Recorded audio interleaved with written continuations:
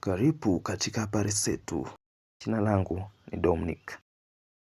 Alice Rihanga, mwanafunzi wa mwaka wa pili katika chuo kikuu cha Jaramogi Oginga Odinga, aliyetoweka kwa siku kadhaa, hatimaye mwili wake umepatikana umetupwa katika msitu wa Parkowino, Bondo, kaunti ya Siaya.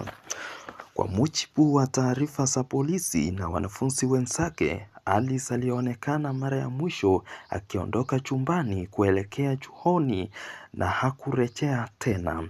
Familia na marafiki walikuwa wameanza msako wa kumtafuta kabla ya mwili wake kupatikana msitu wa Parkowino.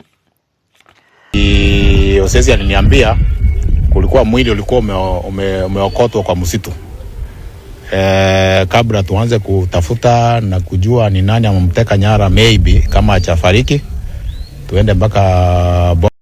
Aidha, polisi wamethibitisha kukamatwa kwa raia wa Tanzania anayejulikana kama Maximilian John Madeni, ambaye anasemekana kuwa mpenzi wa Alice.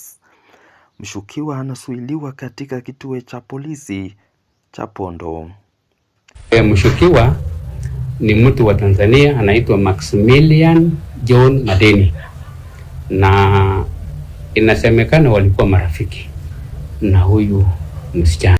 Ripoti ya uchunguzi ya upasuaji wa maiti ni kuwa Alice alifariki kwa kupigwa na kifaa kizito kichwani.